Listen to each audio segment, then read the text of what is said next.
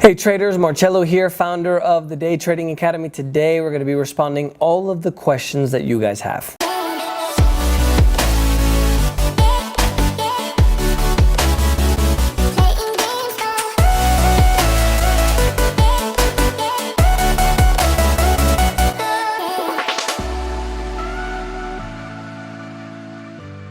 We're here in our trading center in beautiful Medellin, Colombia. If you guys still think that Colombia is this terrorist, drug, dangerous, infested place, it is highly different.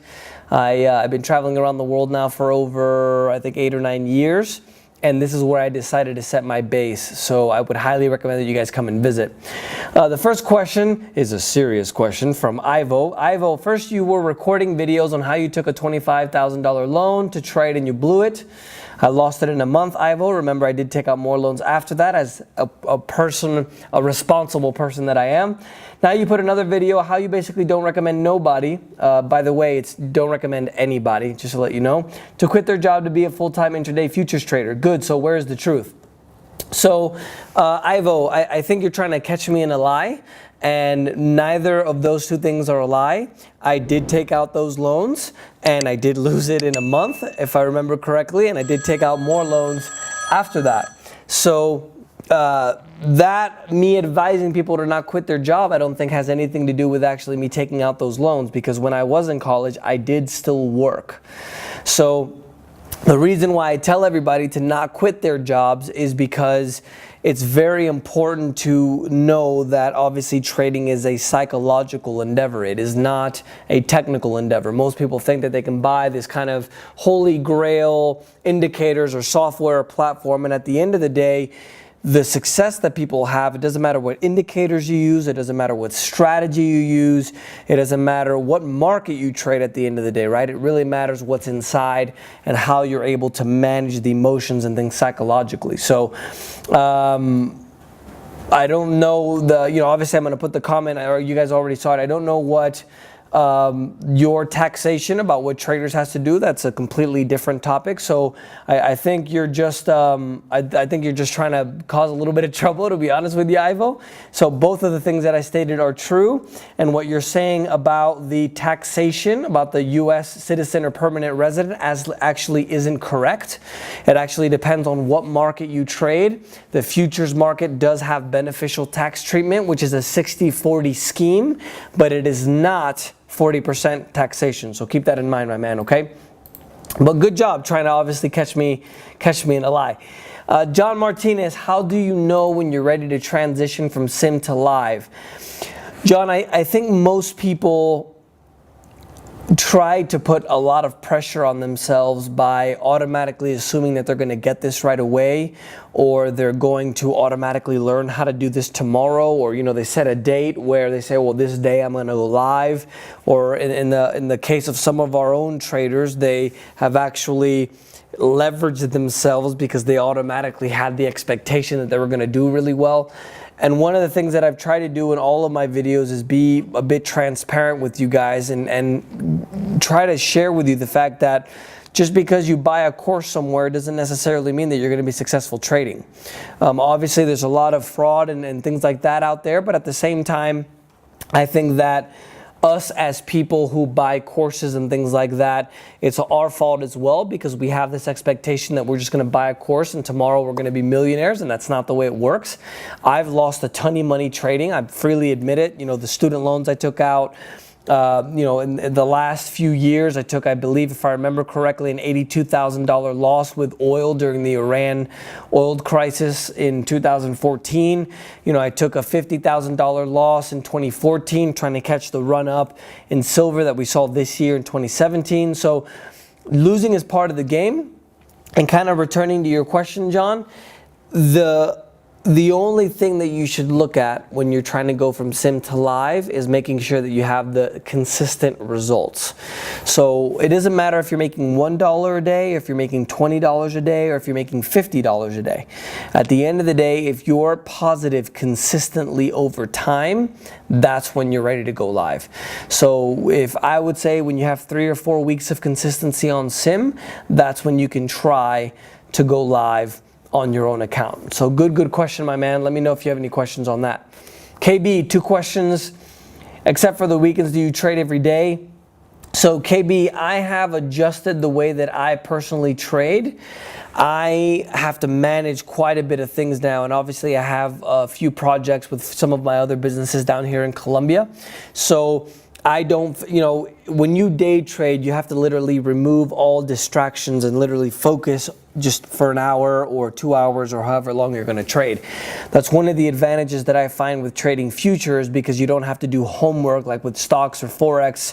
I know of some people that try to wake up at 3 in the morning, 4 in the morning, learn how to trade Forex, and unfortunately that's not the way that you're going to be successful, in my humble opinion, right? I only have almost 16 years experience in this industry. So what I have done now is I have transitioned my trading to be more long-term, so I do more swing trading now. I'm playing a lot of the silver miners at the moment. I closed a pretty good position last month. I think this month I did a $400, $600 trade. That's the only one I did this month. And obviously I just put in another position. And one of the things that I'm doing as well is I'm losing quite a bit on some of the silver miners that I bought, because obviously silver kind of tanked for a moment and some of the silver miners did as well. So what I'm doing is I am position sizing in a way where, let's say for example, I bought a stock at 10 and now it's at 1, right? I buy the same amount at 1. When it goes up and the average point, I take the loss from the 10 to kind of counteract that on my taxes. And then obviously I have the longer term gain from that one that I bought at 1. So that's what I'm in the process of doing now. And also opening and closing several silver miners. So that's what I'm focusing on right now, because it's a lot less work and I don't have to be there, concentrate, and kind of remove myself from everything.